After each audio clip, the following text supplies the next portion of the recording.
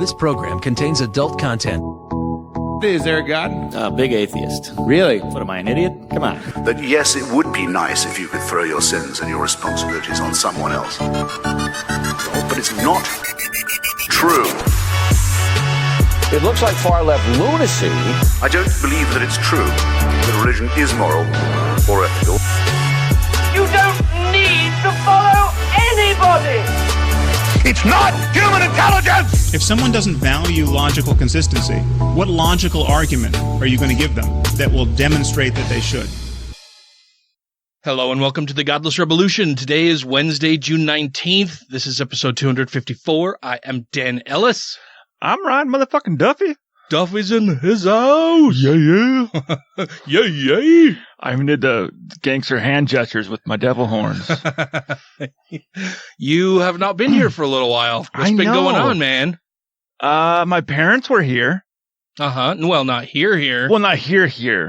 They were in our great state. Yeah, I tried to convince my mom to maybe come do a podcast, but you guys also had New Name Noah was also on last week too, so it's kind of like, well, it's not a good podcast to bring mom to, and she really didn't seem like she was into it. Yeah.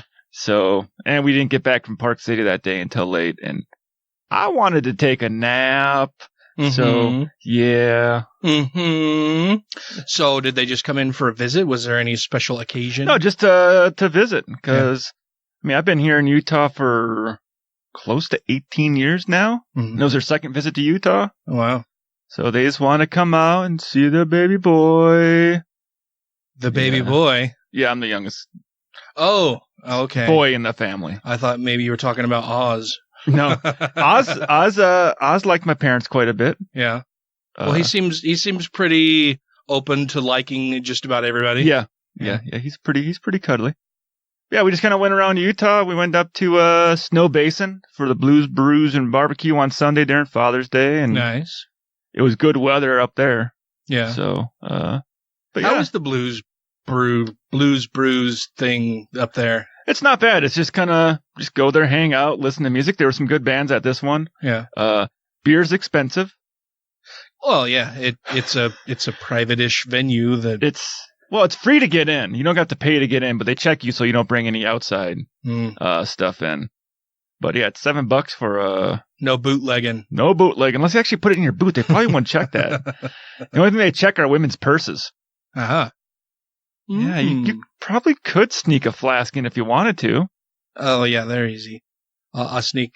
And then they make all kinds of shit that you can sneak alcohol and whatever else into venues with. Not that I've ever done that, of course. But usually people come and they bring their little, camp sunshade tents. Not like an actual, tent, but the ones that kind of little canopy put on the ground and just sit underneath it. And they just sit there up in that grass field and listen to music, and then next weekend the gondola opens up.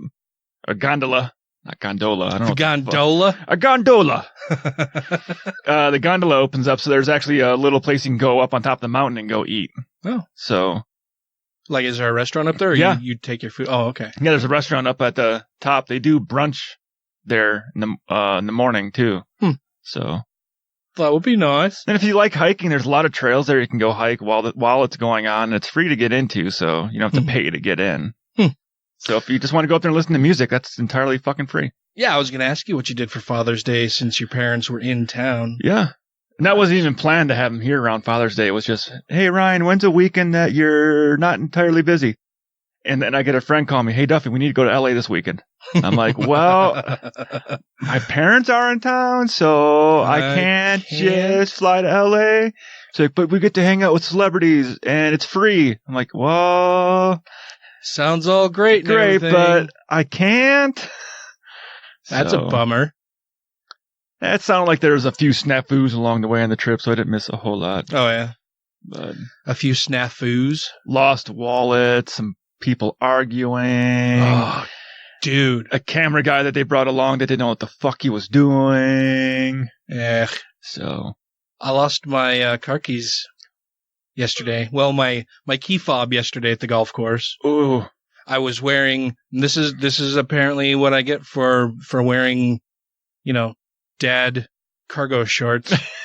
Because I had it in the lower pocket, lower cargo pocket. Yep. And I usually put it in my golf bag so that it doesn't fall out of my pocket. It doesn't get lost. Like I get there, I pull my golf bag out, and I usually put my wallet and key and whatever in one of the pockets on my golf bag. In case you gotta go swimming? Yeah. Sure. Yeah. Well, in case I fall into a pond or whatever. And then I just don't want a bunch of shit in my pockets while I'm out golfing. So I usually do that, but because I was wearing the cargo shorts, I didn't think about taking my key fob out.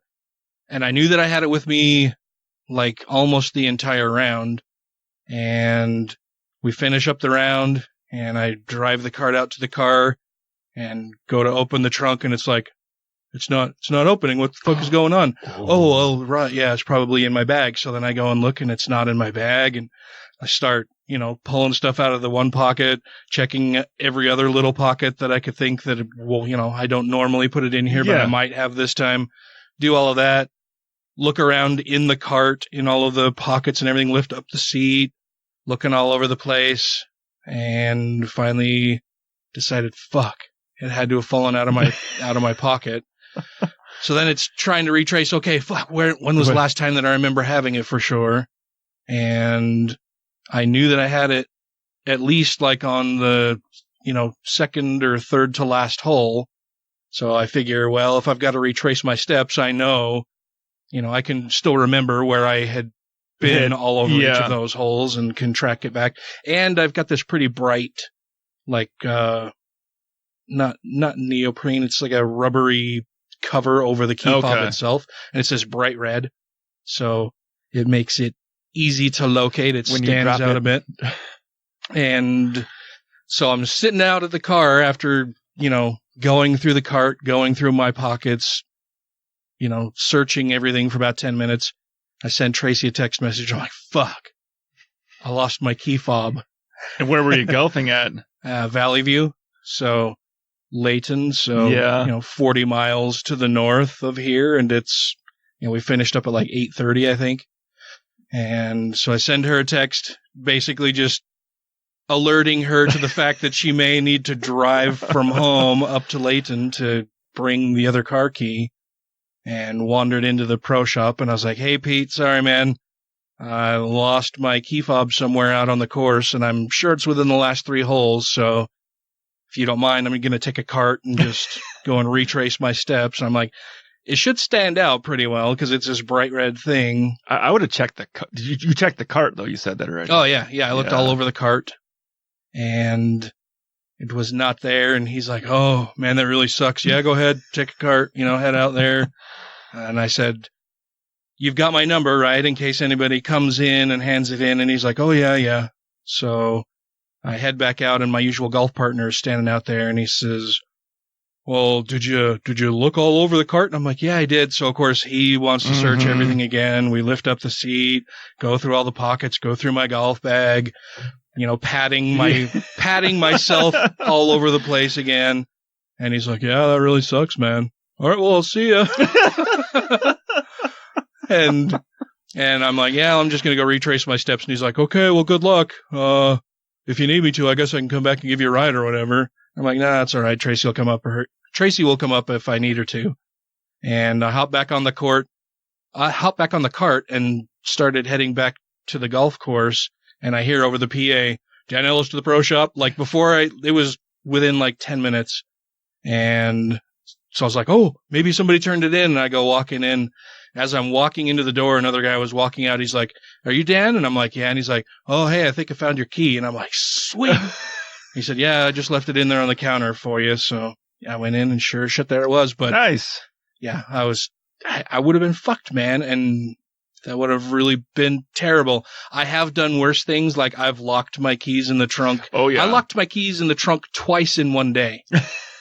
That's how terrible I am with keys and shit. But I locked my keys in the car up at Causey Reservoir.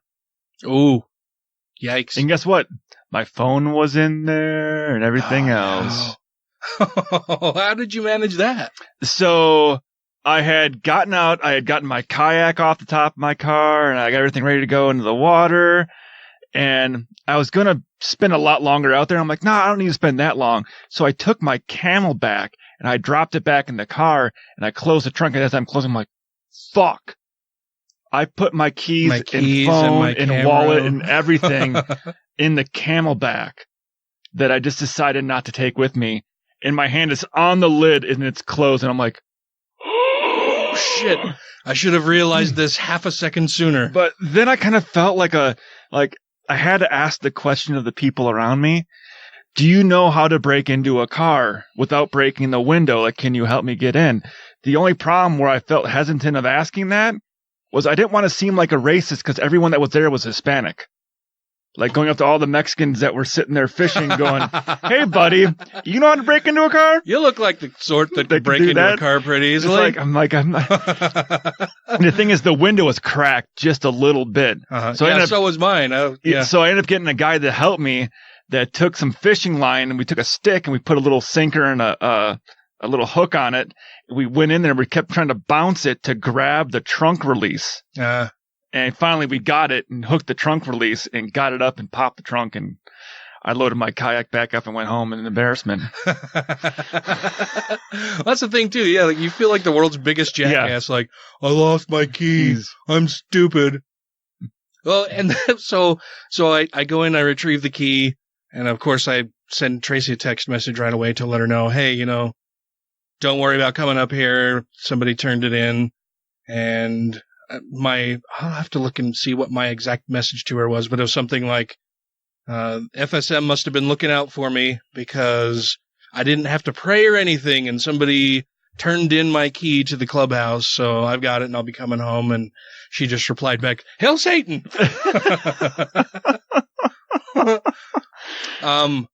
What else have you been doing? Anything? Just trying to get more of our film project stuff going. Yeah.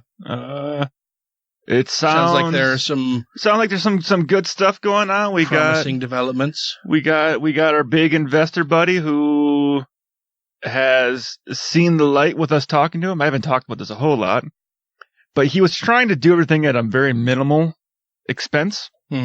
Like thinking, well, let's just grow a brand and we'll go from there and we can see how much money we can put into it. This guy's a billionaire. And he was fussing over us saying, well, it's going to cost like $10,000 a day to do some of the stuff you want to do. And he's like, no, can we do it for like 1,000? We're like, that pays for like 3 people. It's like, okay, then we just use 3 people. It's like, holy fuck, dude. That's 3 people and none of us getting paid to do all this shit. Yeah. So finally he saw the light and he's like, yep, I understand the need to actually hire a crew to go out and do these things now. After the fuck up with his camera guy he sent with them to LA, and I was going through all the footage with my buddy. I'm like, not usable, out of focus. He doesn't have the fucking the frame rate set right on this. He's like, I'm like, all your footage is fucked up. Like, none of this is usable. Ouch. Yeah.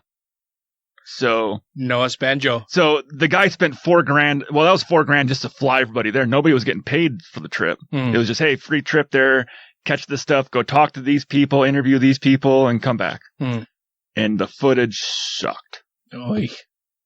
So just $4,000 down the toilet, basically. That's not good. So he saw the light of, yes, you need to have a team. You need to have a crew of guys who know what they're doing, who do this kind of stuff. Not a kid that has worked on some college projects and is still going to college for film. He's like, noob. Well, he did a lot of really noob stuff. Like, I'm going through footage. I'm like, why are there so many 5-second clips of just a headlight of a car? Like, why? It's B-roll stuff, man. Yeah, it's B-roll stuff. But I'm like, if it was cars that this guy built, get a whole sequence of that car, not just random fucking car headlights. Those were in focus. Yeah, but then nobody knows what car it's even. What car it is, because it's just the fucking car headlights or the taillights. You just see little beauty shots of nothing. And then there's one sequence where it looked like it would have been cool, where the car guys are all racing around the parking lot on Jazzies. I'm like, that looked funny, but it's overexposed and out of focus. I'm like, that's fucking garbage. You can't use that for anything. I'm like, it could have been funny, it could have been good, but it's garbage. Bummer, buddy.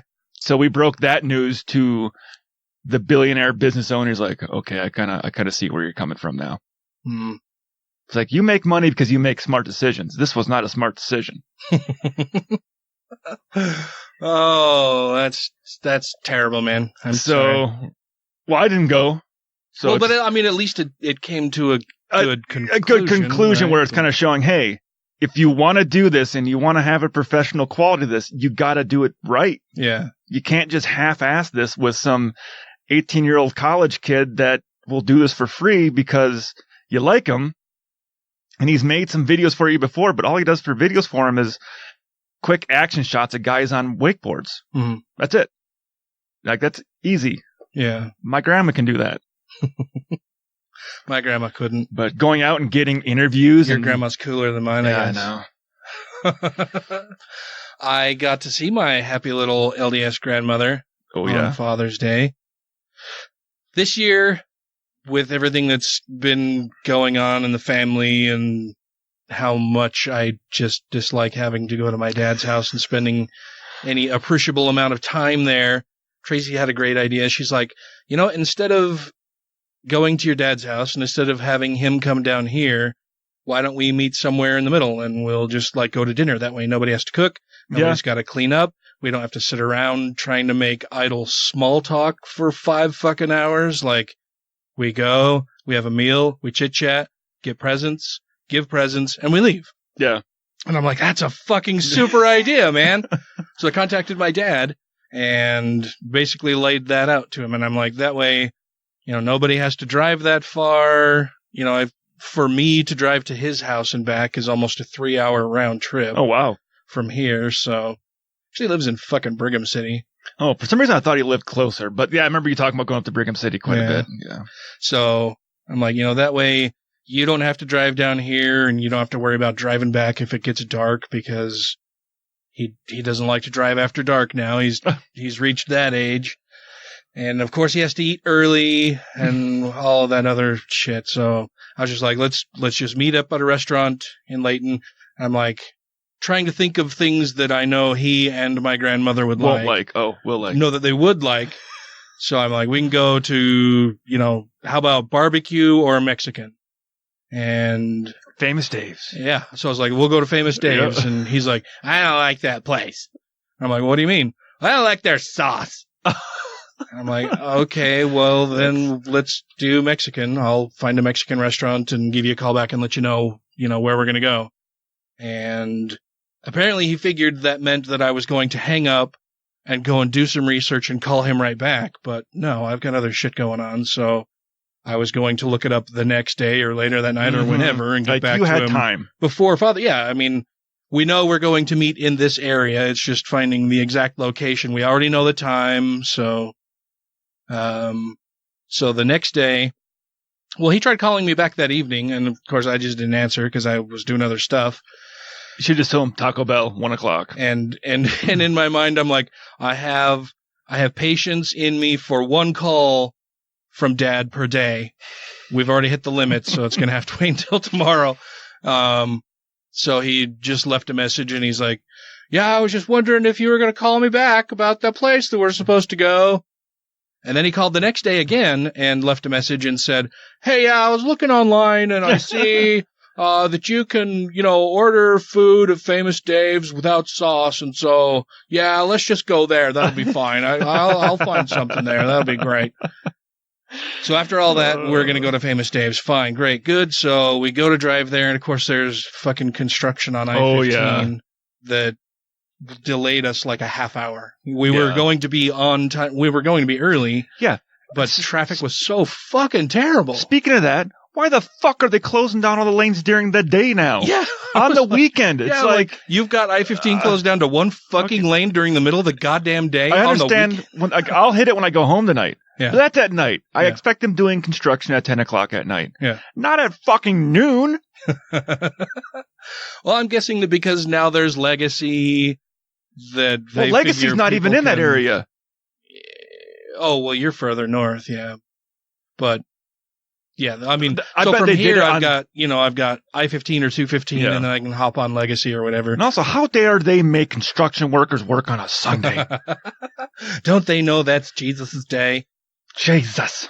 So anyway, we end up getting there a bit late, which I really did not want to do. I wanted to make sure that I was there early so that Gray and Lydia didn't have to just hang out with my dad and grandmother, because my dad and my grandmother are very Mormon now. And both of my kids are members of the LGBTQ community. And, you know, like I said, Gray recently came out and Lydia came out last year. And so I didn't really want them to have to be awkward and alone with them for very long. So I felt terrible that we ended up being like 15 minutes late. Okay.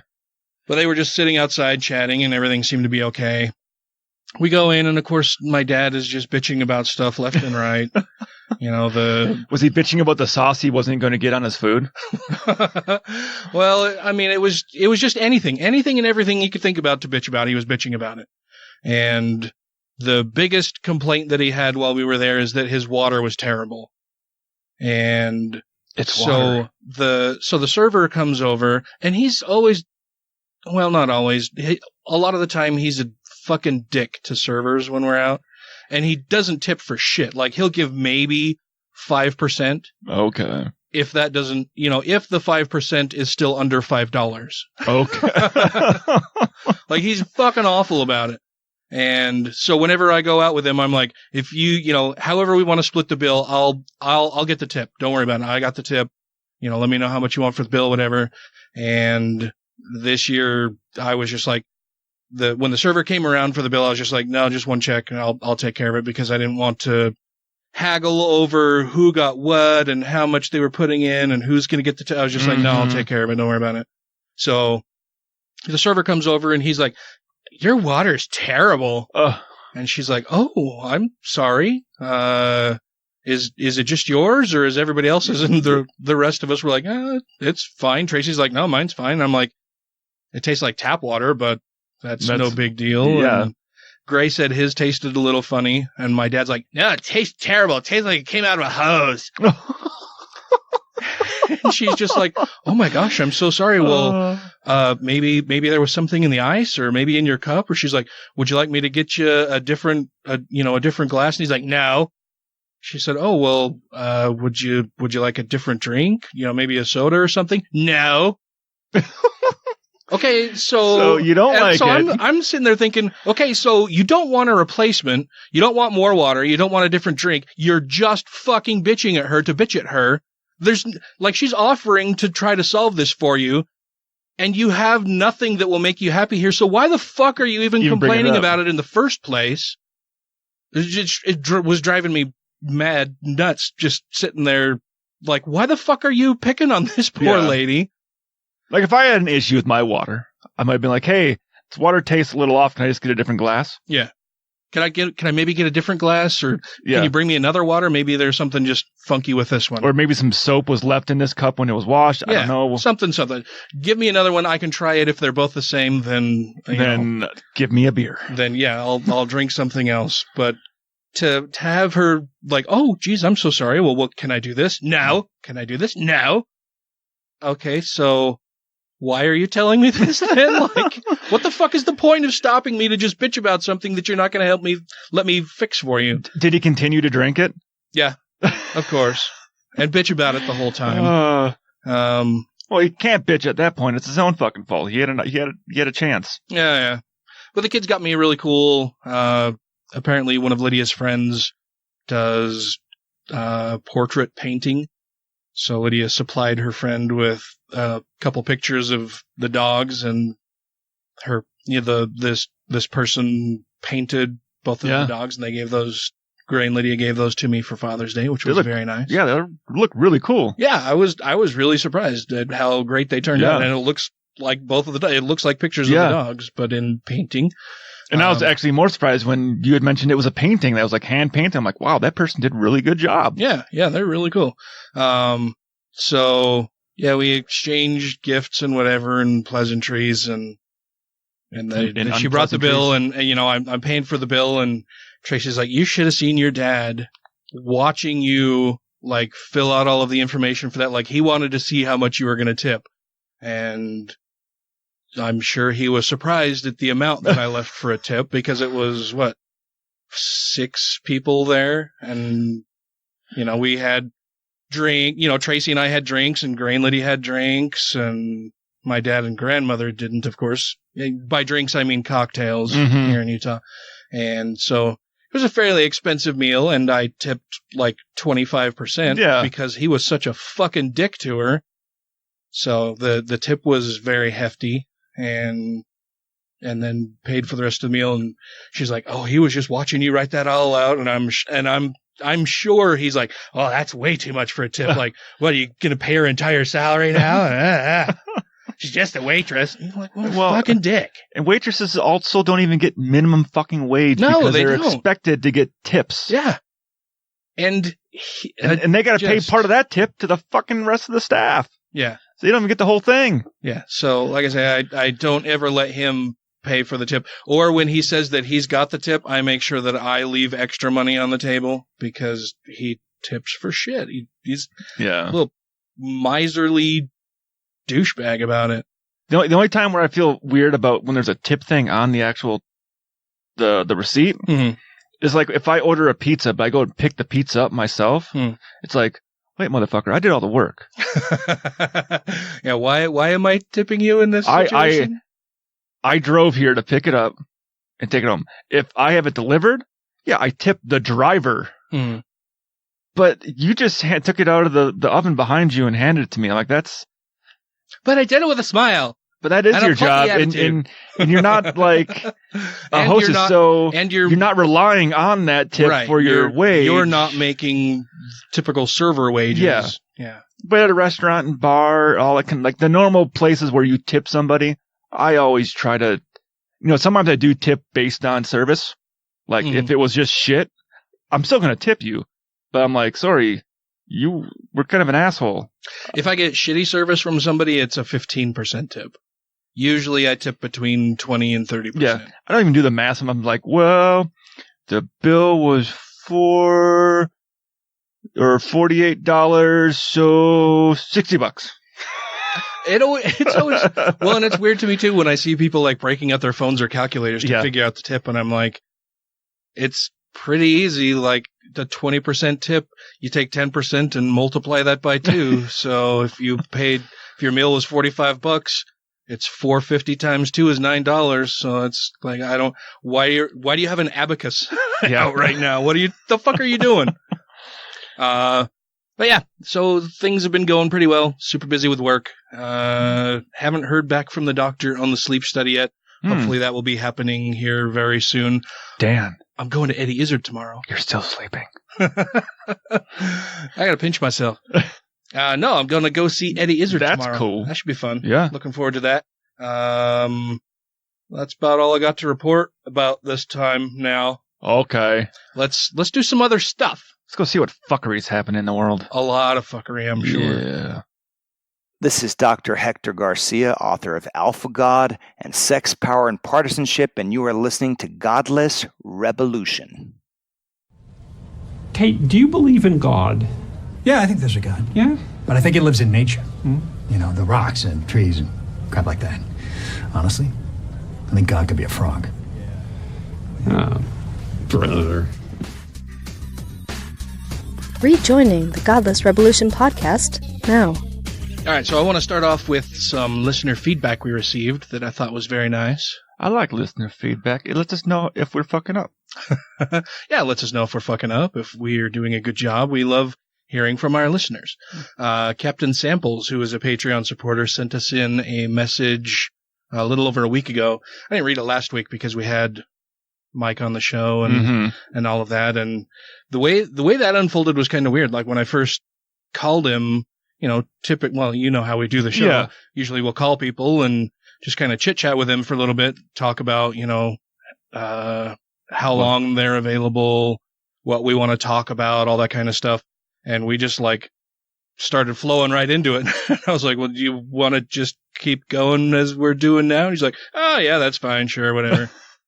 So we did. I left the whole thing in uncut. It was an interesting discussion. I'm looking forward to more feedback from that episode. But we did get this message from Captain Samples. He says, "Hey guys, This is Captain Samples, one of your Patreon supporters. I appreciate the work you put into the show and enjoy the back and forth when you discuss the issues of these trying times. I'm responding to a couple of episodes I listened to today at work. I got a little choked up listening to episode 249, as I can completely relate to what Caitlin and Callie have been through here in Utah. As a member of the LGBT community myself, I wanted to express my gratitude for your advocacy and support, and I wish you and your family the best. Well, thank you very much. I like being a supporter of the LGBTQ community. The only argument against them is a religious argument, right? Yeah. That it goes against what God wants. Well, fuck that. That's fucking stupid. So God created these people just so other people who aren't gay or lesbian or bi or trans or whatever, just so those people have somebody to pick on. What a shitty fucking God. And not to jump in on the article here, or not the article, but it's his letter. Yeah. I've been hearing people say this more and more often now. Well, why the fuck do they got to have so many homos on TV shows nowadays? And what did they say after you punched him in the throat? Not because I'm a pretty civil person, and if I'm surrounded by about 5 people that are saying that kind of thing, I'm kind of like, well, I'm kind of outnumbered, and I don't want the shit kicked out of me. Yeah. But it's not understanding that, hey, you spent your whole life watching TV programs where you have been represented. Mm-hmm. You see yourself in these shows. One guy also mentioned, why does every show have a black guy on it now, too? I was like, oh my God.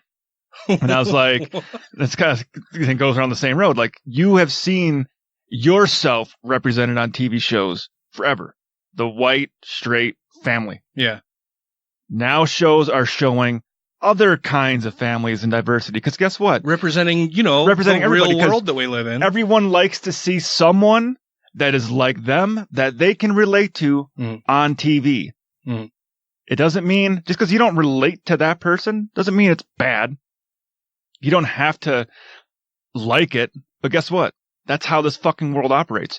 There's black people. There's gay people. There's trans people in this fucking world. And guess what? They'll be represented on TV, in media, and in movies, and everywhere else. Yeah, and if you don't like the shows that they're in, then don't fucking watch them. Yeah. Jesus Christ, we're in the golden age of television. There are thousands of fucking shows for you to pick from. Yeah. Why the fuck are you bitching about this? Assholes. Okay. Yeah. So I'll just continue. I'll continue with Captain Simple's feedback here. He says, I wish I would have stopped by to talk to you at the Pride Festival this past Sunday, but my boyfriend and I were short on time that day. Oh, yeah, I would have loved to have seen you guys. Hopefully we can cross paths sometime in the near future. The other episode I listened to was 251. I know it's not in order. I tend to jump around my feed a bit. And so do we. And I was intrigued by the article Matt read toward the end of the episode, as well as other bits of conversation you had regarding the purpose of religion both in the modern day and the past, how it came to exist in the first place, and why it persists. I was curious if you'd read a book by Jonathan Haidt called The Righteous Mind, published in 2012. I haven't, but I have heard several people, or have had several people recommend it as a book that I should check out. So I will have to do that sometime here in the near future, because I have had, I think this is probably the 4th recommendation I've had for it. Well, then he mentions Taylor coming up. Yeah, he says, as a matter of fact, this book was discussed with your guest Taylor Grin back in episode 226. Not only does this book offer an evolutionary theory for the genesis of religion, but also explains why liberals and progressives are at a permanent disadvantage in the realm of morality and politics at large, even though we arguably hold the logical high ground. I'd love to hear your thoughts and feedback. So yeah, I'll have to read that, and then we'll have to have a chat about it. And as long as I'm talking books, I also wonder if you've read Recovering Agency by Luna Lindsay. I have not. I haven't actually even heard of that one. Published in 2014, it specifically examines Mormonism and makes a compelling argument for how it fits the definition of a cult. Sounds interesting. It's well researched and cited, and it changed my life. With the help of this book, I've gone in the past year from being a mostly closeted gay man to out and proud enough to put a rainbow sticker on my hard hat. Nice. That's awesome. I'm ready to own what I am, come hell or high water. Again, thanks for what you do and your support. See you around, Captain Samples. Thank you very much for the message. Yeah. That was very nice. And I think that's awesome that you're out and proud now and are living a more authentic life. I'm sure you just have this sense of freedom now, this newfound sense of, I can just live my life and I don't have to worry so much about what other people think and do and feel and the judgment that they would cast or pass on you just because of who you are. Well, maybe we should get that book, read it, and invite Captain Samples on the show and we can talk about it. Oh, that would be fun. He says he wants to meet. Yeah, we'll have to see. Well, and he apparently is in the area. Yeah. So, yeah, that would be cool. You'll have to send us another message and let us know if you are amenable to that, Captain Samples, because that would be cool. If you're here, you can even come in the studio and we can get some great audio and stuff. That would be awesome. And we like doing that kind of stuff. Yeah, anyways. We love having people here in the studio and chatting with us and talking and stuff. Getting diverse stories. Yeah, that would be awesome. So we'll have to decide. I would say to have him in the studio, we should probably do the Luna Lindsay book, Recovering Agency. Yeah. But I still want to read the Jonathan Haidt book too, because I have had several people recommend it. So I will have to check them both out. Thank you very much for the recommendations and for the feedback. This is going to be a shorter episode this evening because I haven't seen Ryan for a little bit, so we've just kind of been chit-chatting and shooting the shit and catching up a bit. And we spent a little too much time looking at stuff we want to get for the podcast studio to make life a little easier. We did. There's this cool thing that I really want to get that if we do end up getting it, would drastically reduce the amount of time I have to spend editing and all that kind of stuff. So that would be awesome. I'm seriously considering getting it because it looks really fucking cool. But we're gonna go over some clips about Christian persecution. Yeah. These are all fairly recent clips and they're just ridiculous. We had lined up some other ones, and I started watching one with Robert Jeffress in an interview on the Fox Business Channel. And got too mad. I was getting really fucking mad about just everything they were saying. Not only were they lying and being hypocrites about shit, but the way that they were framing everything they were talking about was completely bass-backwards as well. Like, they framed everything. It's like, when did you stop beating your wife, Ryan? That's how they were framing this kind of shit. Like, I was getting very angry and had to shut it off halfway through. You wanted to punch him. I was not in the mood to hear that kind of shit today. But we have some other stuff that I'm probably also not quite in the mood for, but should be less aggravating. Get a little punchy. Little more fun, maybe, that we can just poke fun at them instead of having to stop it and explain why everything that they just said from start to finish was really terrible. This we can probably just pick apart and giggle about a bit more. We're going to start out with Cindy Jacobs telling us that if the Equality Act becomes law, Christians will start a civil war. Because everyone's equal. I mean, we started a civil war because people weren't equal. Yeah, that's here again. We have people on the conservative religious right who want to make it so that people aren't treated equally and are threatening civil war if we decide to treat everybody the same. I want my privilege, goddammit! How dare we treat them like a human being?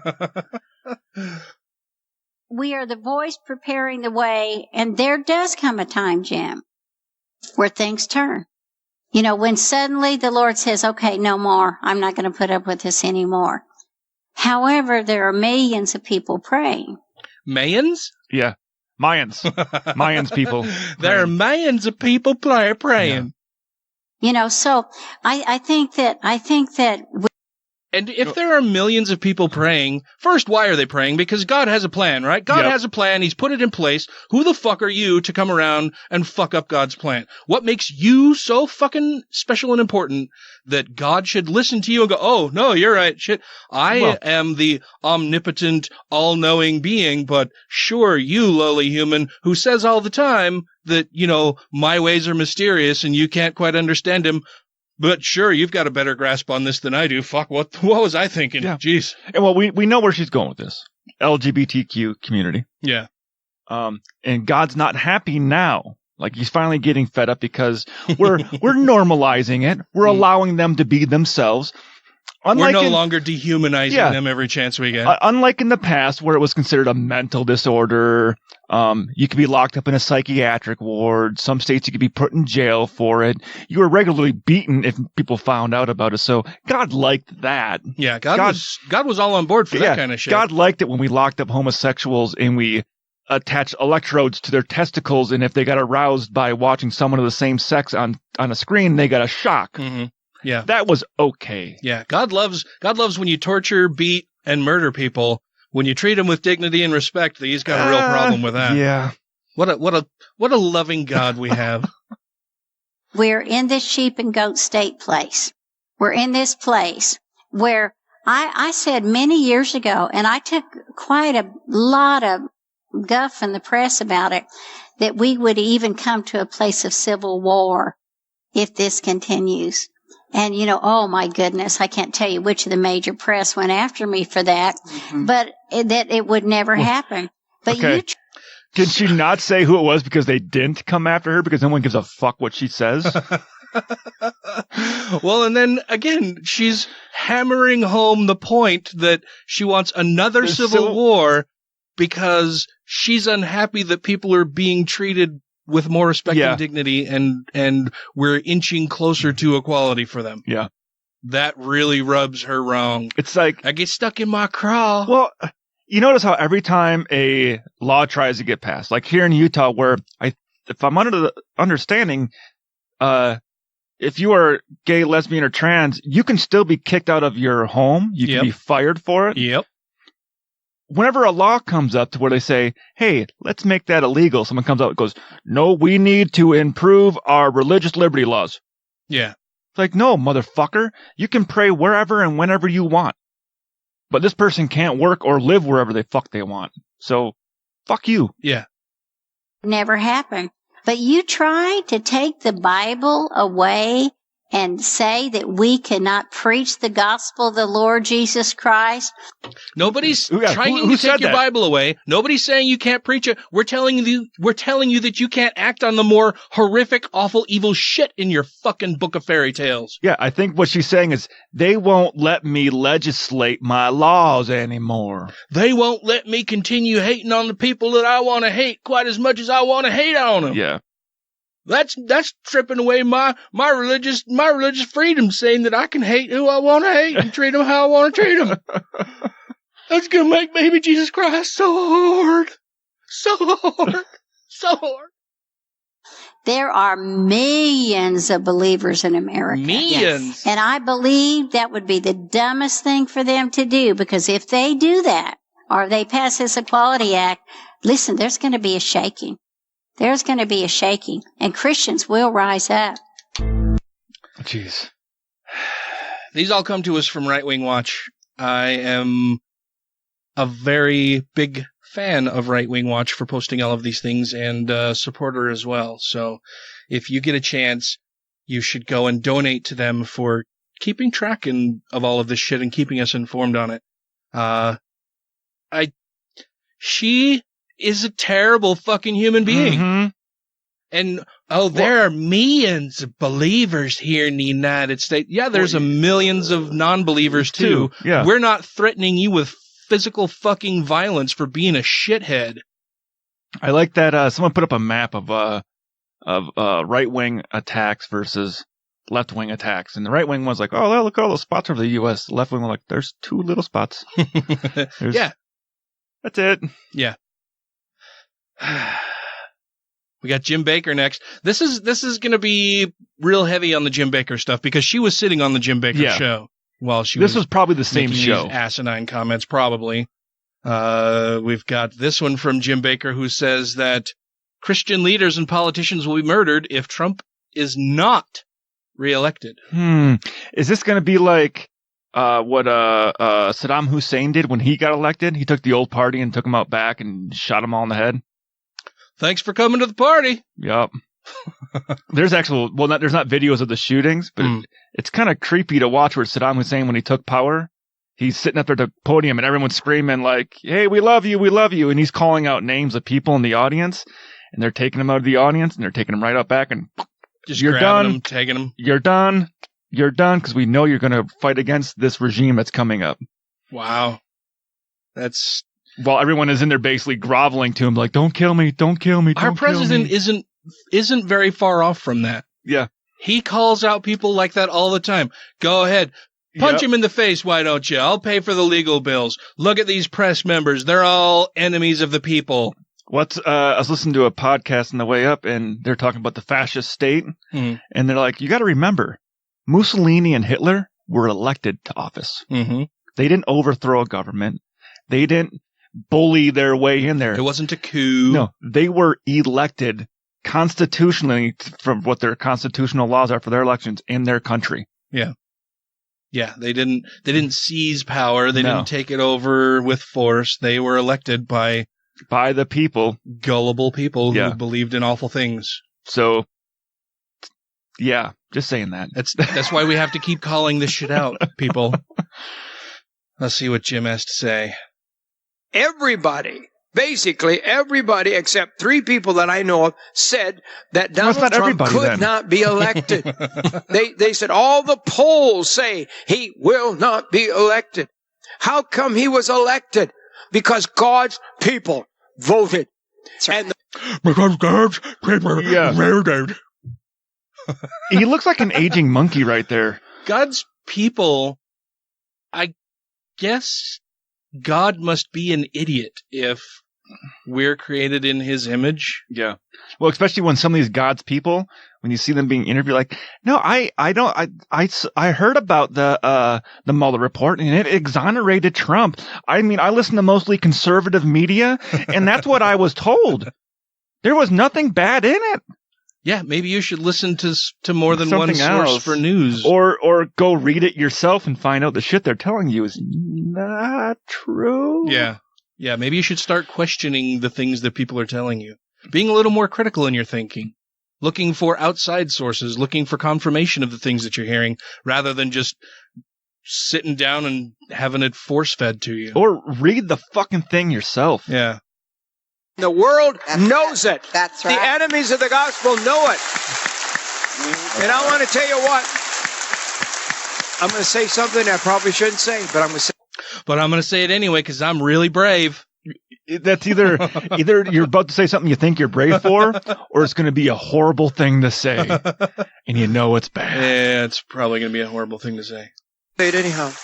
Oh boy. Because what's coming next, if we keep losing, you're going to see losing what? The leaders of the church and the leaders of the gospel and the political conservative leaders that are powerful, you're going to see them suddenly die. Suddenly die. Suddenly killed. What's suddenly different? As they were driving. Suddenly as they were in a boat. Suddenly in an airplane. You're going to see one suddenly after. they're doing things that people ordinarily do every fucking day. He's talking about like suddenly they're all going to be taken out by the CIA through covert assassinations. Suddenly they're driving a car. Suddenly they're on a boat. Those are things that happen to people all the time. But here's the thing. Suddenly they're on a car. Then the car lands on a boat and it kills both of them. Boom. Don't know how it happened. Blow your mind. Then you'll know the conspiracy is underfoot. Fucking Illuminati. You're going to see one after. God spoke to me this years ago what would happen. No, he didn't. He spoke to you about this years ago, and when you're you were in just jail? now saying it. You're just now telling us this. Fucking liar. And I believe we're in that time. They're so desperate. This is life and death. This is the hatred of murder is in the country. The hatred of murder is in the country. The hatred of murder is in the country, so the people will murder people? I mean, I don't like How murder. the fuck does any of that make sense? It doesn't. I mean, because I don't like murder. Murder's not a good thing. It's kind of murder's kind of a bad thing. I hate murder as well. I'll back that up just a few seconds here and try to what now? It is in the country. The hatred of murder is in the country. Isn't that a good thing? It should, I would think it'd be a good thing. The hatred. I hate murder. I hate murder too. Murder's not good. No. I hate murder. Me too. I'm going to take this brave stance, Ryan, and tell you right here and right now. Is it going to be controversial? It might be. Okay. Somebody told me this years ago. Oh, yeah? And I'm telling you now. Was it a wise man? I hate murder. Oh, snap. What do you think of them apples? I think you went there. I went there and then jumped in the pool. Oh, fuck. You know, I went there pants off. I really worry, Dan, that we're going to lose listeners over this right here.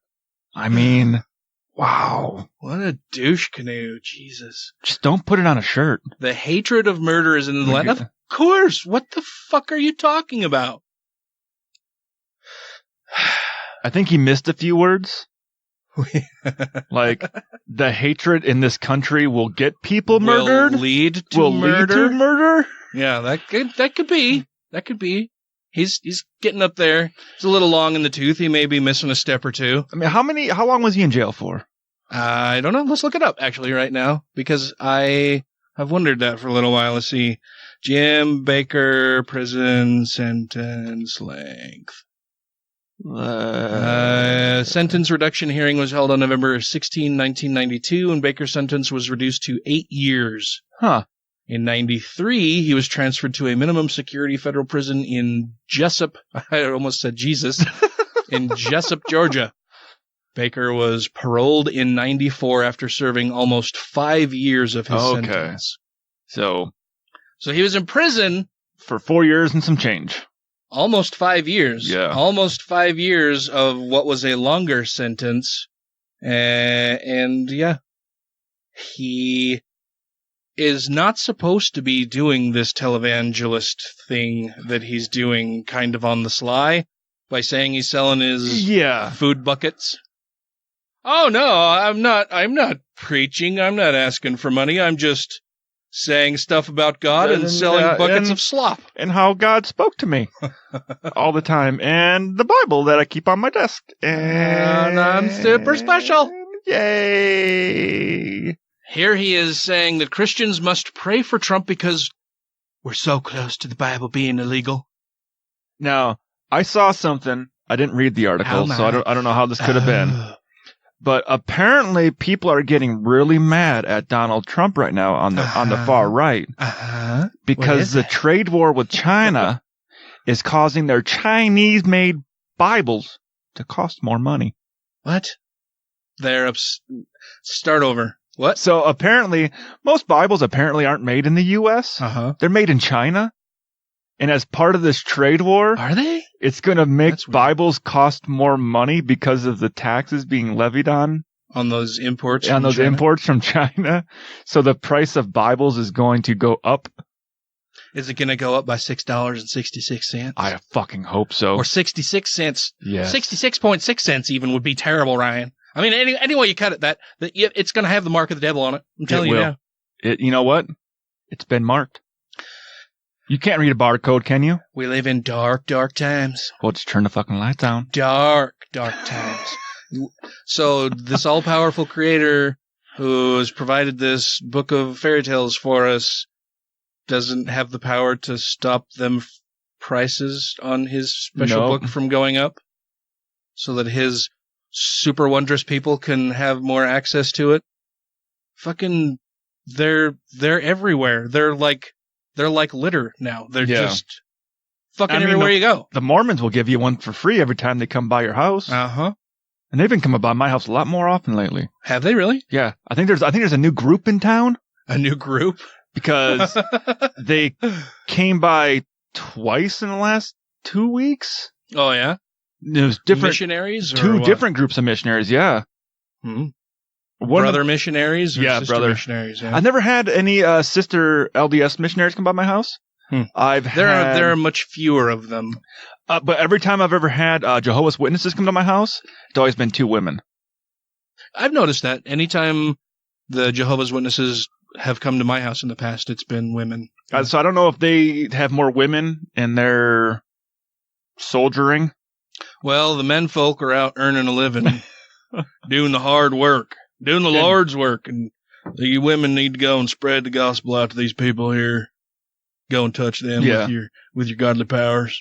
And I did once have some Jehovah's Witnesses come to my door, and I didn't realize what they were at first, because they didn't start going Bible-y on me. They was like, "Hey, we were just wondering if you could help us out." I'm like, "Well, what's going on?" Like, we're looking for someone that speaks Spanish in the neighborhood that can help us talk to some of the neighbors. It's like, "Oh, sorry, I don't talk Spanish, but what do you need help talking about?" Me no talkie to Spanish, oh. They're like, "Oh, we're just out here to preach the word." And I realize, "Oh, you're Jehovah's Witnesses." And then in the back of my head, I'm thinking, why in the fuck would I help you with that even if I could? Here in the back of my head, I'm thinking, I'm like, all my fucking neighbors speak English. They're fucking faking it. Oh, sorry, no English. No English. So sorry. Yeah, the other night, Oz brought a ball in the house and realized that's not ours. So I grabbed it and took it over to my neighbor's house and said, "Hey, is this yours?" He's like, "Oh yeah, that's ours. Thanks." And they're having a little party. He goes, "You want a beer?" I'm like, "Nah, I'm good." He goes, "Oh, come on over, have a beer." I'm like, "My family's here right now. I got a glass of whiskey inside." He goes, "You want tequila?" And I'm like, "Okay." And I went over and had a shot of tequila with them. Nice. Nice. I like friendly neighbors like that. My neighbors are not terrific. I've noticed. And not a fan of many or most of my neighbors. But I live in a fairly religious area, and they're not big fans, I think, of my Wi-Fi broadcast of atheists, and probably don't like my atheist license plates or my godless license plates. But you haven't put the FSM up on your roof at all yet here. I did the first year we were here. Okay. Yeah. And then it has gotten to the point where a lot of the lights have burned out. I bought all new lights to fix it up, to basically rebuild it. And also I used clear or white zip ties, and they've just become sun rotten. So it's basically falling apart. I just need to, I went and got all new lights. I got the black zip ties that are supposed to be fine in the sun and everything. We need to build one out of the flexible lights. Have you seen those? Like they're usually used on cars, like wrap around the interior and stuff. They're really super flexible. Oh, they're like ribbons, kind of. Or, yeah. But you can just take and literally glue it right to the surface. Well, and this is just rope lights. And when I rebuild it, I need to make sure that I do like a stop motion capture or something, or time lapse. Of the building? Do time lapse, because the first time when I first built it, and for our listeners who may not be familiar, I was apparently on the front page of Reddit for the first time that I built the FSM light display that I made. But I also put like step-by-step, ish instructions and pictures of the process, and I posted those on Imager a long time ago. And of course, there were a bunch of people who came out of the woodwork to say, "This is terrible. It doesn't tell me how to make it by myself. What about this? And what about that?" And it's like, well, just think about it a minute. Like I'll come produce a video for you next time of the making of it. It's not brain science or rocket surgery. Yeah. No, but I should do like a time lapse of making it. It takes a long time. I'll let you borrow a GoPro. Okay. Hey everybody, I'm Mary. And I'm Shelley. We have the Latter-day Lesbian podcast. It's the podcast about an ex-Mormon gay girl just trying to figure out her life. Mm-hmm. And so we do that every week on a podcast, don't we? We do. You're supposed to jump in. Sorry. Just jump in anytime. Okay. I'm here. We are available on your favorite podcast app. Just look for Latter-day Lesbian, where your favorite podcast can be heard. And you're listening to the Godless Rebelution. Can't believe I'm going to lose my job. I just upgraded all of the trash cans in my apartment. Stupid, Dina, stupid. Relax. Things have a way of working out. Well, I'm sure you'll be happy with me gone. We turn this place into some sort of deranged religious cult. Thank you to everybody who has rated the show on iTunes and Stitcher and are following us on YouTube, Twitter, and Facebook. And to all our Patreon patrons, you make the show possible. On to Jim Baker, numero dos. And this may... we got one more clip after this that we'll be doing. We just had a whole day of prayer for President Trump. Now, I believe God's going to answer that prayer. I do too. How do you pray for President Trump? What did you pray for? Did you give a time frame in which the answer to that prayer will have or should have occurred? And is it only you? Like, give us more specific. I prayed for Donald Trump. And was it a specific prayer, or could it be fairly ambiguous? Yeah, like, please watch and protect over this monster that we have in the White House. That's pretty ambiguous. Yeah. You too. How do you pray for President Trump and his family? Mm-hmm. Well, I pray every day for them. So do I. I pray every day. I think a lot of believers do. Yes. The Bible commands us to do that. Yes. Really? To pray for the president? God will give him wisdom, that the Spirit... This isn't North Korea. The Bible tells us that we have to pray for the president. I'll bet they really got pissed off when they had to pray for Obama every fucking day. I bet they prayed for Obama to die every day. I was just gonna say, do you think they actually... First, I'm guessing that they don't actually pray for Donald Trump every fucking day. No, they're lying about pandering. That. And then I'm doubly sure that if they think this is something that they're supposed to be doing, that they weren't doing it when Obama was president. No. They were too busy bitching about everything that he was doing. Or Clinton. I bet they didn't even do it for Bush. Maybe not. With that, it was probably just, he's fine. Because I think Trump has stirred the far right fucking good. Into a frenzy. He stirred that pot well. Yeah. To do that. Yes. I pray that God will give him wisdom, that the spirit of wisdom and might. Because he doesn't have any. That is one of the best things that you could pray for this president, is that he would have some wisdom, because he's a fucking idiot. Yeah, well, we know that prayer failed. That the spirit of wisdom and might will be upon him, from Ephesians 1. I pray for his protection. And so on the screen they have this Ephesians 1:17.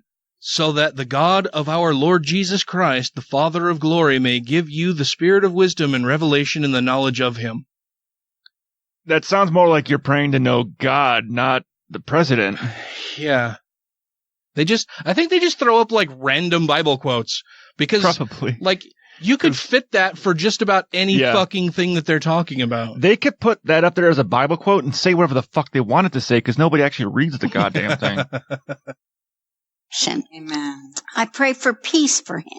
I pray that God will give his mind peace. Can you imagine? No, I really can't. The onslaught. She didn't even say what it was. She didn't even ask. She didn't even get the fucking question out there. Like, oh yes, I can imagine it. Well, can you imagine Donald Trump fucking a donkey in the middle of the White House grounds? That's what she was going to say, and now you've just fucking ruined it, Lori. Well, even in her face is like, I didn't finish. She's looking at her like, why did you interrupt me like that? That wasn't very nice. God. Peace. Can you imagine? No, I really can't. The onslaughter. I know. The onslaughter. The onslaughter. Sorry. No, please do. No, really. What this man's going through. Please do. It's supernatural what he's taking. It's supernatural. People marching in the streets with effigies of Obama hanging from a noose. That wasn't a crazy attack on him. It's supernatural. No, we have an explanation. It is not supernatural. Jesus. Oh my! It really fuck. is. Yeah. How he is standing and how he just keeps railing back. Yeah. He just keeps fucking Twitter fucking spewing shit. He's not railing back. He just keeps railing back. He just goes and orders more fucking McDonald's and goes and plays golf. Incredible. But he listens to godly counsel too. Yes, he does. I mean, more. He believes in it. We have, like you, probably some kind of inside information on things that are going on. Oh, do you? And we always kind of hold up some of the former Republican presidents. Right, like Reagan. Yeah, and he far surpasses most of. Far surpasses. He far surpasses. It's a pass you get for the Farsa Park. Farsa passes. And he far surpasses most of them in terms of the godly counsel he has around him that he listens to. Mm-hmm. You would never think it. When he first started running for office, who would have ever thought? Far surpasses. That sounds like some VIP thing that you would get at a Middle Eastern restaurant. A far surpass. And for him saying that Trump is surrounded with people that he listens to, I don't think he listens to anybody. No, I don't. I listen to. They're called brains. Yeah. That we would have a president that would so surround himself with godly counsel. Mm-hmm. Would never. And so, with godly counsel, that a bunch of them are going to fucking prison. Yeah. Yep. These godly people that he surrounds himself with, that bilk money out of the taxpayers, that commit wanton acts of fraud, who do all manner of awful, evil, terrible things in service of this fucking idiot, but they're good, godly people. Yeah, how many of Obama's staff went to prison? I believe the number is 0. Yeah. How many the of number you're looking for is 0. How many of Bush's staff went to prison? I don't know for sure. I don't know that the number is 0. But it's definitely not hitting the what's he at? He's at close to 12. A lot, with more on the way. Yeah. And hopefully his giant dumb ass in an orange jumpsuit. Well, he's got what, 4 that are currently in jail. You're talking Manafort, Cohen, the guy with the weird name, it's a Greek name. Anyway, Avant or whatever it is. Fucking no. Yeah, that guy. Is it only those 3 that are in jail right now? I don't know. There's been a lot of criminal cases though. And Flynn will be heading there. Yes, forgot about Michael Flynn. George? Not Stephanopoulos. No, but it is a Greek name, and I keep thinking Stavrokopoulou, but that's not it either. That's he was like the youngest guy of the group. Now we gotta Google's. George, yeah, why do we ask questions? Not Stephanopoulos, not Soros. What was fucking just Trump staff in jail? Trump staff jail. How many of his advisors have been convicted? The number. This article is more than 8 months old, and it doesn't. There's a picture of him right there. That guy. What is his name? There's Paul Manafort. I guess we get a list there. Paul Manafort, Michael Cohen, Michael Flynn, Rick Gates. Yep. George Papadopoulos. Papadopoulos. That's what it is. Yeah. George Papadopoulos. He went and had to spend some time at the naughty house. Yep. And what the fuck was she saying? The good godly people. Yeah, godly counsel around him. Counsel around the president. Mm-hmm. Would never. And so there's a blessing that comes from that. The controversial president, the Trump, who uses language that we don't like sometimes. But he says fuck. Uses language that we don't like sometimes. Because it's bad. Yeah. It's bad. Some of the things he says are bad. We also don't. He uses bad words. Yeah, we also don't like some of his actions. Oh, no. They fucking love all of his actions. Well, we don't really like it when he grabs the pussy. Well, we didn't dislike it enough to not vote for him. Well, because and to be ardent, avid, rabid supporters of him. That was before he was president. We know he's changed. He's got a godly counsel now. He's a totally different man. I do love whenever he's out at like a thing with Melania and he goes to grab her hand. She's like, nope. Do not touch me, Donald. Language that we don't like sometimes. But we're seeing him become more and more godly. Yeah. We're seeing him want to put Bible reading back in school. That's right. So, all of the wonderful, tremendous, amazing powers God has, putting Bibles in schools is right at the top of this lady's fucking list. Yeah. And that also is what makes Donald Trump godly. Which was also voted in sometime in 1960 to be unconstitutional. And it's not actually getting it done, because it hasn't gotten it done. No. He can't march in and say, every school in the nation now has to carry the Bible. You can't fucking do that. Yeah. So he hasn't actually gotten anything done. And the very top thing on the thing at the top of this lady's list for him to get done is to put Bibles in schools. That is the pinnacle, the peak, the ultimate thing that a God can do is put Bibles in fucking schools. Yeah. There was, idiot. Some of the states are going with you have to put the In God We Trust logo in every classroom and all that kind of stuff. Have you heard about that? Yes. Well, that's state law here in Utah. Yeah. It might have been here in Utah or so, where a teacher got reprimanded for the poster they had hung up. What was the poster? It was a science poster with in very small fine print in the bottom saying "In God We Trust." Like, it's there. Oh, it's on it. Being sassy. But this is what I want to say, not that. So they put the poster had "In God We Trust." It says that I have to have this somewhere in the school, and so it's somewhere in the school. The teacher was forced to take that poster out of the classroom, and it's displayed prominently. It has to be displayed prominently in every school. Yeah, and I thought it was in every classroom. I don't think it's in every classroom, because I thought the teachers. This one here was I think it was because the teachers were supposed to put up in their classroom for it. Yeah, I believe the state law here it doesn't say that it has to be in every classroom, but it does have to be prominently displayed in a common area. Yeah, well, this one, the teacher, I guess there was a requirement to display some kind of thing in the classroom for it, and their display in their classroom, it was in the fine print on the poster. That's awesome! And they got in trouble.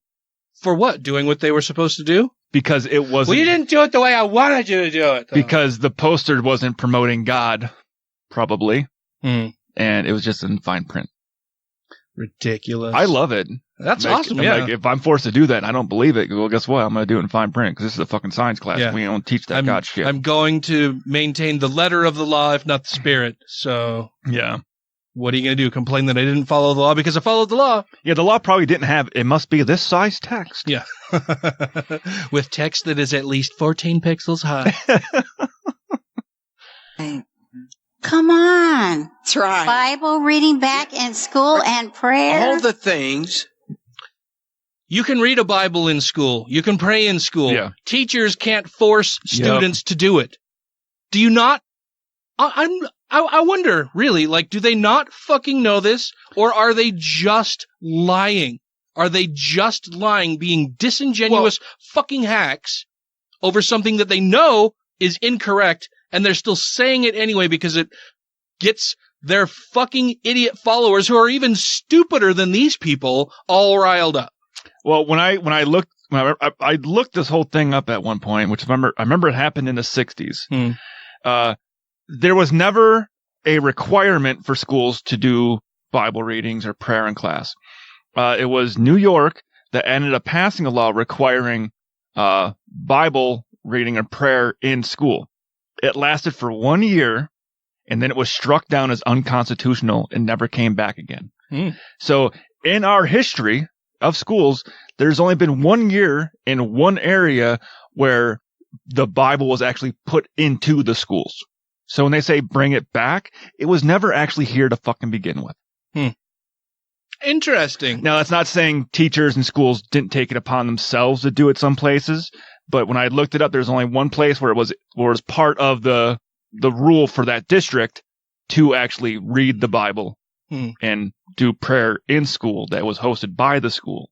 And that's the other thing is these people keep squawking about their religious freedom. I want my religious freedom. Okay, but you're not the only fucking religion here in the United States. Are you going to want to have Donald Trump get the Quran in every school in this nation? That's where, and then have them pray 5 times a day toward Mecca. If the Bible's being brought back into schools, I don't give a fuck if you have an elective class on religious studies. But it's going to go over all religions equally. And it's not mandatory the students attend that class. It's not part of you must do this in order to graduate.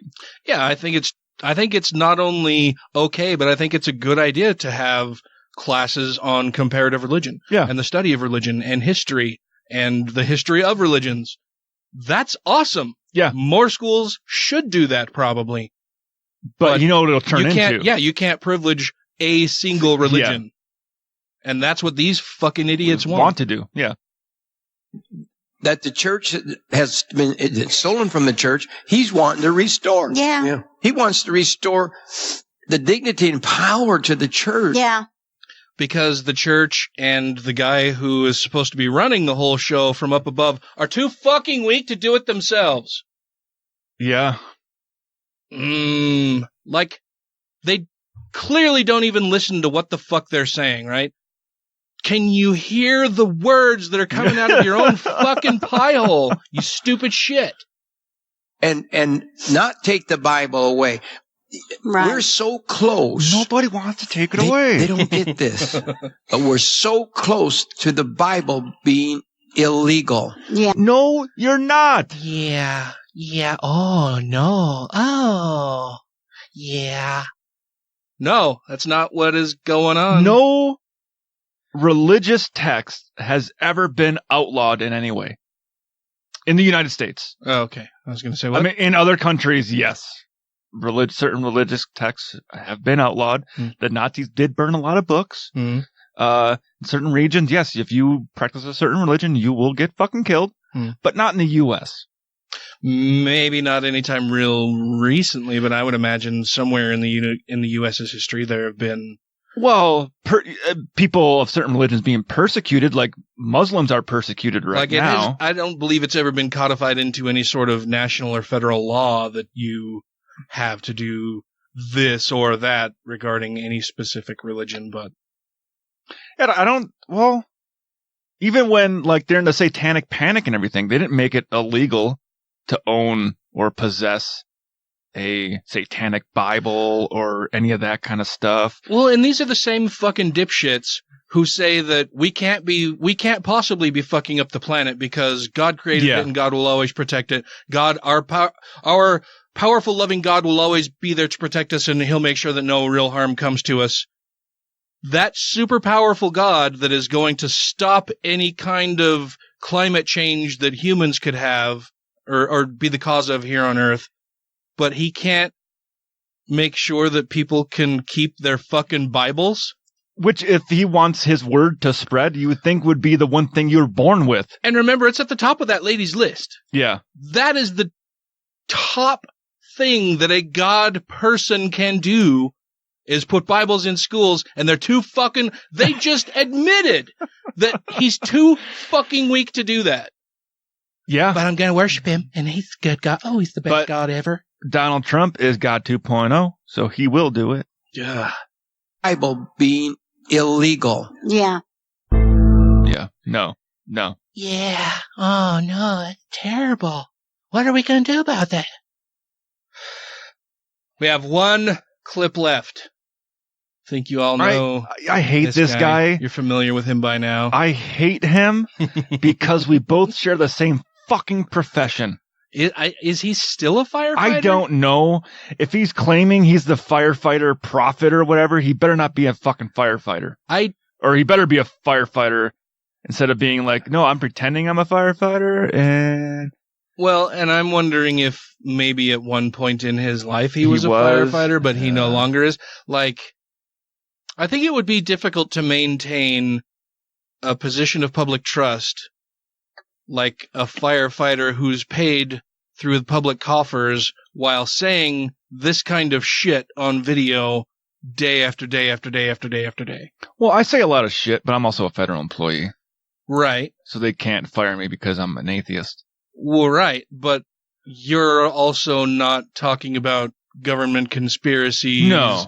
And, prompting people to action. And speaking of that, have we seen what happened to the sheriff prophet dude, the sheriff preacher dude that was calling for the death of homosexuals?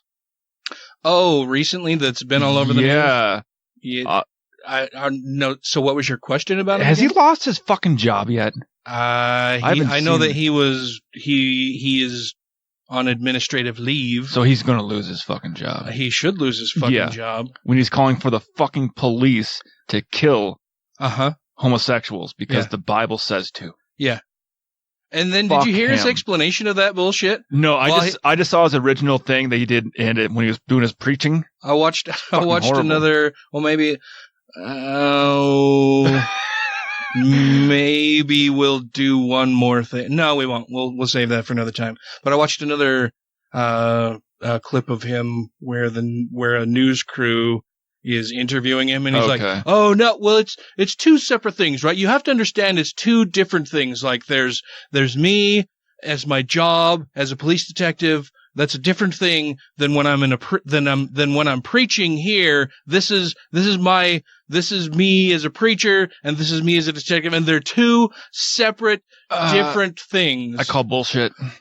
Yeah, absolutely fucking bullshit, especially when, like, you don't quit your job every fucking day that you go and preach, and then go and get that same job back the next day. You're still employed as an officer while you're saying this horrendous shit to your congregation. When you're preaching that police officers should be allowed to execute homosexuals. Yeah, and saying that you hate homosexuals while you are a public servant as a police officer. You can't fucking do that, dummy. Hi, this is Yvette Dontremont, aka the Cybabe, and you're listening to Godless Rebelution. You can find me at cybabe.com, at my Twitter account at the Cybabe, and if you've hunt really hard, you can find me at Pornhub. I dare you. Guys, let's not forget that Jesus was an immigrant from heaven. Oh, boy. Yeah, and he had to go home, too, and it was not a fun trip. Plus, it could not have been easy being a white guy in the Middle East. If you have questions, comments, concerns, compliments, corrections, criticisms, or concepts for content, contact the show via email at godlessrebelution@gmail.com, by text or voicemail at 330-81-REBEL, or Twitter the twatter at TGR Podcast. Thank you! Speaking of dummies, all right, we got the firefighter prophet, Mr. Mark Taylor. He's going to lay down some good old stuff for us. Oh, my God. I'm sure. He says Hillary Clinton would have locked Christians in FEMA concentration camps. He's got to be a flat earther, too, because you got to be dumb to believe in both things. Because there was never any such thing as a FEMA concentration camp. No. There are still no FEMA concentration camps. There never was. Fucking stupid people. You've got thousands of pastors across the United States that were caught. There's a list called the Clergy Response Team. You can look it up through FEMA. And what these guys were designed to do, now this is the influence of the 501c3, what these guys were designed to do is that before Trump came into office, that everybody thought Hillary was going to get in. They never thought she would lose. Is that when they came to do the roundup, see, the 501c3 was designed, this is what the Lord was showing me, is that if Hillary would have got... Oh, the Lord showed this to him, did he? But I want to look up the Clergy Response Team here while this dummy's talking. Well, he's also got the QAnon thing behind him. So you know he believes in some crazy stuff. Clergy Response Team. To help government enforce martial law. Look, all of these are just YouTube things from idiots. Clergy Response Teams exposing Satanism and witchcraft. Clergy Response Teams, Jesus is Savior. And I like how this one guy's got a green screen set up behind him, but he doesn't know how to use it. Clergy Response Teams infiltrate churches to control America. Clergy Response Teams on the Watchmen. So are clergy response teams clergy members who go to natural disasters, or is it a response team to wrangle up clergy? It looks like it's whichever one you want to decide it is that day. Okay. There's a whole bunch of fucking stupid people talking about this. Oh my God. This is the first time I've ever heard of it. Yeah, me too. I guess we just haven't been hanging out in the worst places on the internet. Well, I've been hanging out in all the flat earth places because that shit fucking boggles my mind. I've been watching a lot of like flat earth debates. These people are fucking morons. I even saw one where they say they believe in evidence and truth and all that kind of stuff, and a science guy actually took them out to a lake to show here is the fucking curvature on this lake, and they're like, "No, it's not. There's bullshit." And they could see it with their naked fucking eyes as the boat had a big board on it with lines. And as they got further away, the boat disappeared, the board disappeared, and the lines disappeared. It's like, the boat went over a fucking curve, you moron. No, that's just where the water's lower.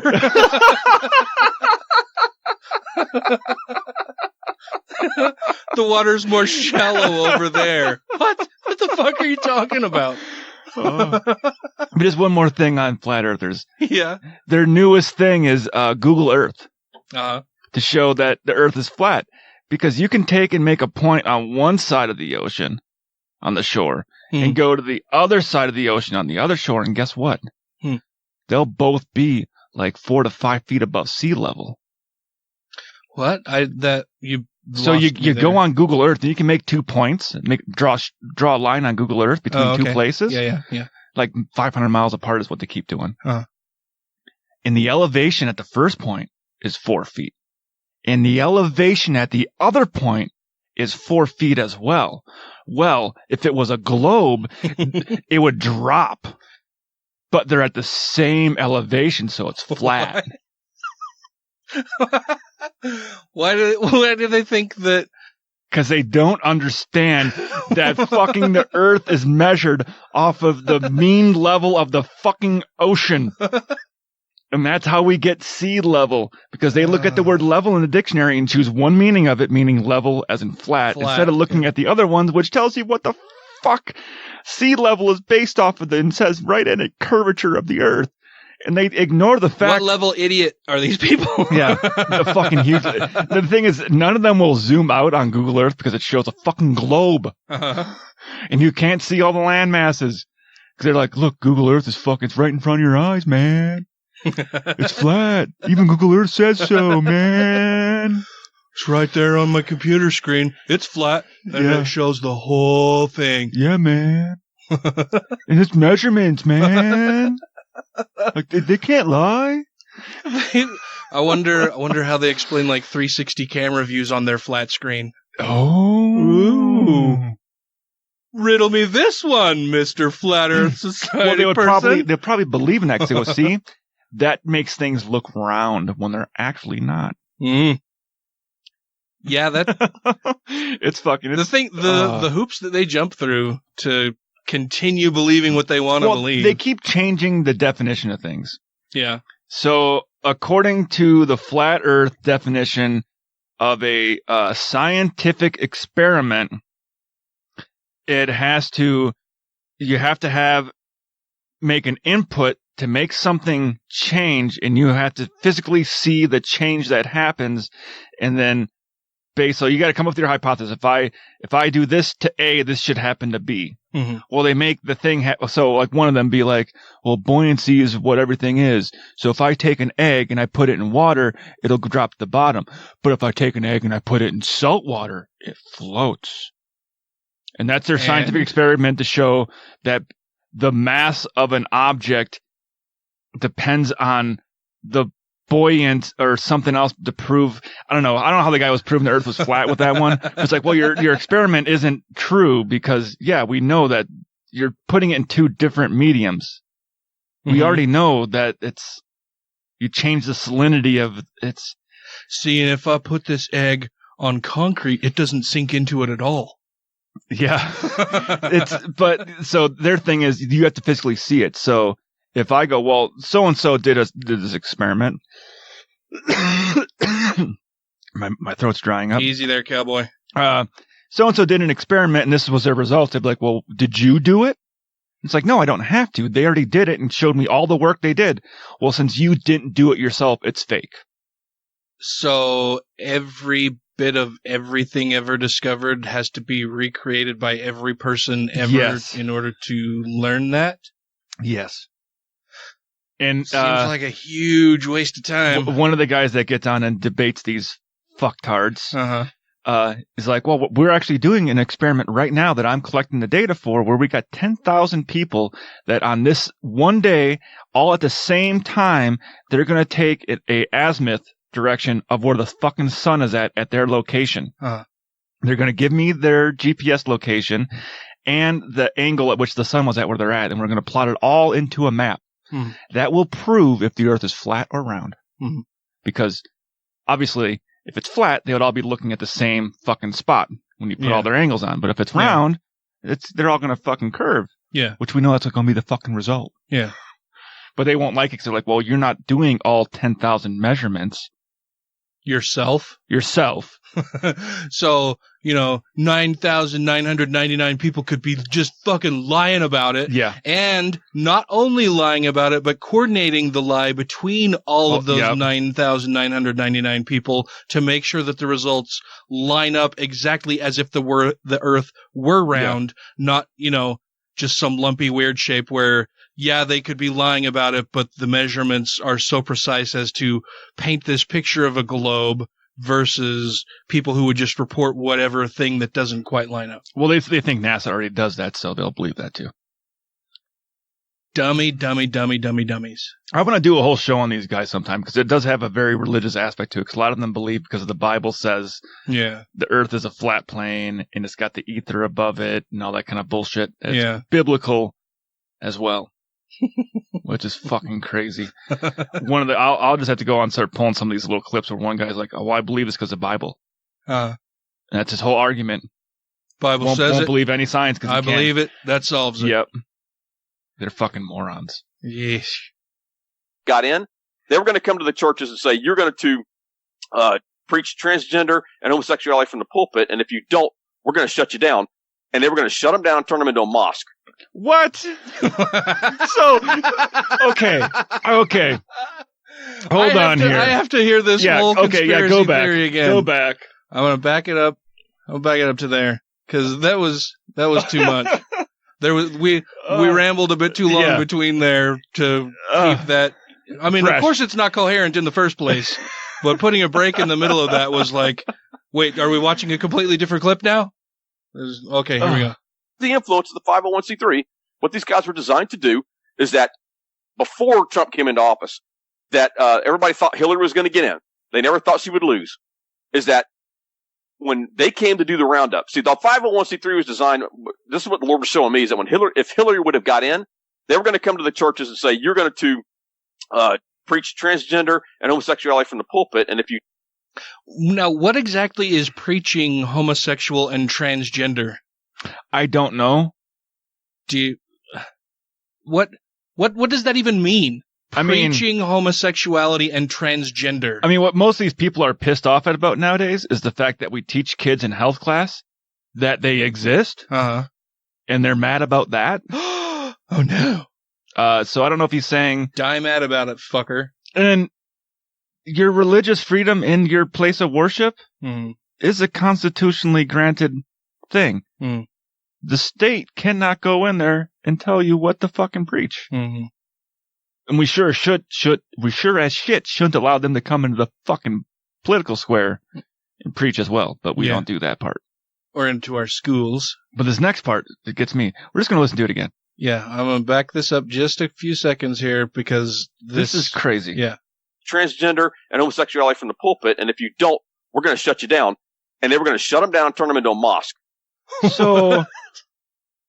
if there's any religion that is more opposed to homosexuality, transgender, the whole LGBTQ community, I think is the Muslim community, according to most of these people. I mean, they actively stone homosexuals. Yes. Still. Yes. They're much more biblical about it than Christians here in the US. Are we shutting their churches down and turning them into mosques because Muslims like the LGBTQ community? Yeah, that's what really threw me off, because we're going to go into churches and preach transgender and homosexuality. You're going to be forced to. Yeah. If you don't. We're going to preach it, whatever the fuck that means.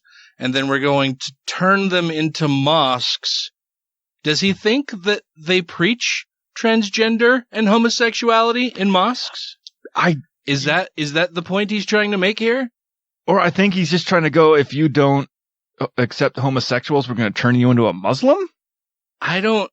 this is so far out. I don't understand how he... That's QAnon for you. How he would even think that this is a coherent narrative he's weaving here. I don't know either. Or a satanic temple. Or a satanic temple. Oh, a mosque or a satanic temple. I got it. Okay, well, that makes perfect sense. A satanic temple is more accepting of the LGBTQ community. So yes, but it would be a mosque or a temple. A satanic temple. Oh, okay, that makes perfect sense now. No, it doesn't. And legally they can do it. No, they can't. Legally, they can do it? No, they fucking can't. He's going to give us an explanation of why they can I hope do so. Because he started to say because. So let's hear his explanation. I'm sure it's well thought out. They can do it. Because you signed the contract, guys. Do you sign a contract when what you contract? go to church? No. Or is it saying that a 501c3 is a contract you sign to turn your church into a mosque or a satanic temple? Is that written in there anywhere? I've read the laws on 501c3s and I missed that part. Oh, so maybe we're catching this in the middle of things, and he's talking about the Satanic Temple recently getting their 501c3 as a religion. And so maybe when he said mosque, he misspoke, and so then he corrected it to say Satanic Temple. Okay. You think? Maybe. And like he just got a couple of the groups that he really hates mixed up and was like, into a mosque or a satanic temple. That is that's me trying to be charitable and figuring out what the fuck this idiot is talking about. Well, no one can figure out what he's saying. Well, maybe it'll make more sense for us as it continues. They own you. You signed the contract. So when that didn't happen, they had a backup or they were at the time, they were going to have people, and all they had to do on this list, FEMA list, the clergy response team, is that when a natural disaster happened, a hurricane, earthquake, whatever, they were designed to get their congregation under control, take away their guns, and usher them to a FEMA camp. What? I don't have any idea what he's talking about. And then there's this guy who looks like he's at a satanic temple, whose sole contribution is to look menacing and go somewhat in a camera and go, Yeah, he's wearing all black with a red light behind him on a brick wall with black walls next to him. He looks like he's at a satanic temple. To a FEMA camp. Josh, this is the biggest heart of betrayal you could possibly have. That is treason. To me, that is treason on an order that is just unbelievable. And they don't know what treason means. No. The president of the United States doesn't know what the word treason means. And I think he's misconstruing a lot of things with this. You think? Oh yeah, definitely. Because I'm pretty sure that there is a thing. It's not that it's a FEMA camp. Well, okay. I'll take the FEMA camp the way I would think of it, not the way he's thinking of it, as a fucking concentration camp. But as, hey, your homes have been destroyed. You need a place to stay. You need shelter. Temporary housing, yeah. We set this place up. But guess what? It's a government facility. And guess what isn't allowed inside of a government facility? Guns. Ah. Not as we're going to disarm you and fucking slaughter you. It's, hey, this is a controlled area. We're going to control what goes in and out of it because we don't want shit to fucking go bad here. We're going to supply you. We got your food. We got a home for you. We don't want you going all fucking Mad Max on someone else. You're all kind of packed into a tight area here. It can get a little dicey. Little on edge. We want to make sure that everybody's safe. Yeah. And protected. Nobody's going to, decide to go on a rampage and kill everybody that they can as fast as they can. Because not only are they probably not allowed to bring their guns with them, they probably aren't allowed to bring their 5 mud trucks and their ATVs and everything else. Like, carry what you can. Carry the fucking essentials. Yeah. Clothes, medicine. That's it. But how will I make my penis feel bigger if I don't have my gun with me? Use your penis pump. The person you trust the most, your pastor from the pulpit, was actually working against you, signed on with FEMA, waiting for this disaster to happen. And when it happened, they were going to lead the FBI to you, those who were causing trouble, and they were going to come to your house, talk you into give up your guns, and submit to civil authority and usher you themselves into a FEMA camp, all for the conditions where I think they would get food and their families would be taken care of. Here's the thing. Your guns probably stayed in your house. Mm-hmm. All your belongings stayed at your house. Mm-hmm. Well, and then he's saying that apparently your clergy member is in on this whole deal. Like, who does this dipshit think that we should trust? Is it only him? Is he the only person that we can trust? And probably, I could see this being a thing. Honestly, I think he's getting real information and he's fucking taking it way out of whack. He's putting a Q move on it. Because if you have a community and someone in your community that might be clergy, you might be like, yeah, I have all these people's contacts. I can get a hold of them really quick. We can assemble at the church and we can load up and go. It's not a bad idea. Yeah. Yeah. It works. Yeah. And I don't really have a problem with those clergy members being involved in trying to save the lives of their parishioners. Yeah. And then there's probably a city building you can go to if you're not a part of a fucking church to go to assemble at, to be like, hey, if you need help, rally at this point. We'll have buses to get you out of the area that's on fire or just got hit by a devastating tornado or earthquake. And once everything gets cleaned up, we get everything safe again. There's not a bunch of downed power lines and all that shit. We'll bring you right back. Mm-hmm. Because that's what a lot of these natural disasters, the area's closed down for a while because it's like, hey, there might be gas leaks. There might be, raw sewage all over the place. We got to clean that shit up before. Yeah, fetid water. Yeah, before you can get back in. It's leaks, not safe. Electrical problems, fires, stray animals, witches, warlocks. Ooh, don't forget werewolves. Draculas, fucking vampires roaming the street, zombies. Fuck. It's the apocalypse come to happen, people. It's happened. I'm done talking about these idiots. They make me laugh though too.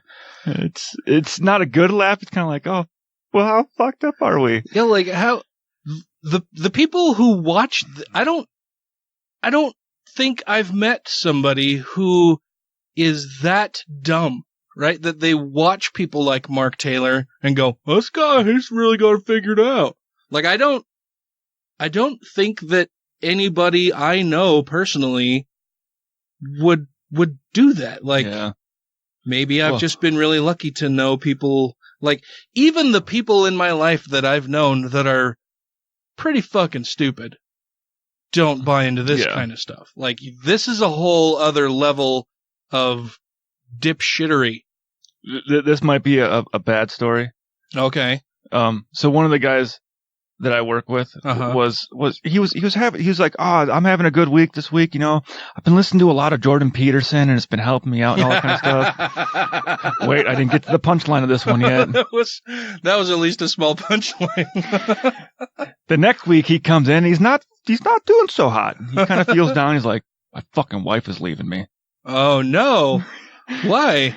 I wonder if he was taking Jordan Peterson's advice. Jordan Peterson gave you some terrible fucking advice on how to maintain your relationship with a woman who's an agent of chaos. I don't know if those two things were, connected. Well, and I mean that's unfortunate for him. Maybe his life was spinning out of control. And he found Jordan Peterson, and it gave him some hope, some solace, some semblance of normalcy that I can take control of my life, and things are bad now, but I can turn it around, and it's going to get better, and this is going to be awesome. I just need to clean my room. I need to clean my room and really like lobsters and maybe Pepe the Frog, and then things will be okay. And then they just kept spiraling out of control. Yeah. And if only he had found Jordan Peterson sooner, I'm sure he could have saved and fixed all of this. Divorce wasn't cheaper a few months ago, so no. Oh, jeez. Yeah. Yeah, it's going really great. I found Jordan Peterson. It's turned my life around. Oh, my friend. So that's why I said I don't know if it's a good story because it ends in divorce. It's probably good for her. Yeah. Her husband is turning to Jordan Peterson as a source of inspiration and guidance. I think he said that they were married for like 28 years or something like that. So maybe with her, that was just the straw that broke the camel's back. I can put up with you cheating and lying and stealing and going to jail and whoring around and beating me and, doing whatever else. You start listening to Jordan Peterson and I'm fucking out. Done. I heard what that man said. Oh, my God. All right. Well, that'll wrap things up for this evening's show. I hope you've enjoyed yourselves as much as I've enjoyed yelling at stupid people. So we're going to go. But before we do that, I want to make sure that we thank our Patreon supporters. Yes. I almost forgot. I almost forgot about that. Shame on me. Bad Dan. Terrible Dan. I'll spank you later. I'm a bad, bad boy. No one else gets it. No, that was some inside baseball. Maybe we'll explain it next week if we remember. But our Patreon supporters are Alan Firth, New Mania, Christy Kalbach, Gaithius, Larry Wilson, Stephen Andrews, Let Them Eat Covfefe, Two Skeptical Chaps, Michelle Short, Vanessa, Captain Samples, Utah Outcast, Janet Uter, Marius Kot-Putrikowski, Wesley Aaron, Andrew Vodopich, Jeremy Goodson, Randy Hamrick, Megan Kennedy, The Foz, Jeff Peterson, Jesse Pointner, Freethinker 215 and Marge Simpson support the Free Thought Society, Savita Kuna, The Purple Dragon, and Taylor Grin. Woohoo! You all are super special and have a special place in our hearts. Thank you for being our friends. We appreciate your patronage very much. It will help us afford this new thing, maybe, that I would like to get. That will be super awesome.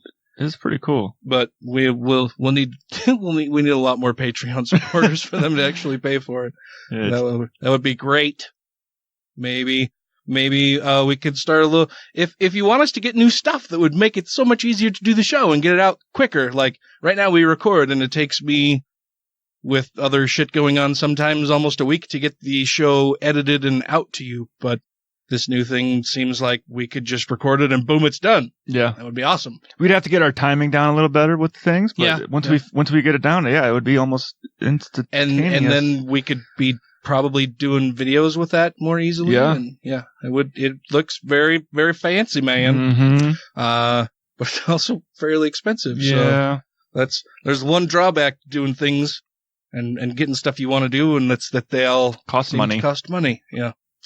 But we will see you or chat at you next weekend. So until then, crucify that like button. Leave a review and we'll give you a new conspiracy theory. And rate the show 5 times a day toward Mecca.